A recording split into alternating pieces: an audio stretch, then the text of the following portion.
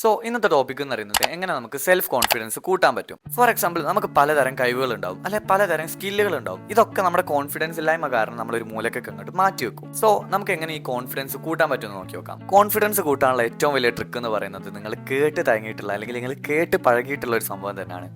പേടിയുള്ള കാര്യങ്ങൾ ചെയ്യാൻ വേണ്ടി ശ്രമിക്കുക. ഇപ്പൊ പലരുടെയും മൈൻഡിലുണ്ടാവും എനിക്ക് പേടിയുള്ള എന്ത് കാര്യങ്ങളാണ് ഞാൻ ചെയ്തിട്ടുള്ളത് എന്ന്. ഞാനിപ്പോൾ ചെയ്യുന്ന ഈ കാര്യം തന്നെയാണ് എനിക്ക് ലൈഫിൽ ഏറ്റവും പേടിയുള്ള സംഭവം എന്ന് പറയുന്നത്. ലൈക്ക് ഞാനൊരു ഹാഫ് ഇൻട്രോവേർട്ട് ആയിട്ടുള്ള ഒരു വ്യക്തിയാണ്. ഒരു 10 ആളുടെ മുന്നിലിരുന്ന് സംസാരിക്കാന്നൊക്കെ പറഞ്ഞാൽ എനിക്ക് ഒരിക്കലും പറ്റാത്തൊരു സംഭവമായിരുന്നു. പക്ഷെ ഇപ്പൊ 120 ആൾക്കാർ വരെ ഉണ്ടായിരുന്ന ഒരു സ്ഥലത്ത് വെച്ചിട്ട് ഞാൻ മോട്ടിവേഷൻ ക്ലാസ് എടുത്തിട്ടുണ്ട്. ആൻഡ് ഇപ്പോൾ ഒരു 10, 20, 30 ആൾക്കാരുള്ള സ്ഥലത്ത് പോയിട്ട് എന്നോട് സംസാരിക്കാൻ പറഞ്ഞാലും ഞാൻ നല്ല സുഖമായിട്ട് സംസാരിക്കും. നമുക്ക് ഒരിക്കലും ചെയ്യാൻ പറ്റില്ല എന്ന് നമ്മൾ വിചാരിച്ച ഒരു കാര്യം, അല്ലെങ്കിൽ നമുക്ക് ഏറ്റവും പേടിയുള്ള ഒരു കാര്യം നമ്മൾ ചെയ്ത് കഴിയുമ്പോൾ നമ്മുടെ കോൺഫിഡൻസ് മെല്ലെ മെല്ലെ കൂടാൻ വേണ്ടിയിട്ട് തുടങ്ങും. സോ ഇങ്ങനത്തെ പേടിയുള്ള കാര്യങ്ങളെല്ലാം നമ്മൾ മെല്ലെ മെല്ലെ ചെയ്ത് കഴിയുമ്പോൾ നമ്മുടെ കോൺഫിഡൻസ് മെല്ലെ മെല്ലെ കൂടാൻ തുടങ്ങും. ഇതൊക്കെ തന്നെയാണ് കോൺഫിഡൻസ് കൂട്ടാനുള്ള ഏക വഴി എന്ന് പറയുന്നത്. അല്ലാതെ കോൺഫിഡൻസ് കുറവാണെന്ന് പറഞ്ഞിട്ട് നമ്മൾ വെറുതെ വീട്ടിലിരുന്നിട്ട് ഒരു കാര്യമില്ല. സോ ഇത് എൻ്റെ ലൈഫിൽ ഞാൻ ചെയ്ത് നോക്കി സക്സസ് ആയിട്ടുള്ള ഒരു സംഭവമാണ്.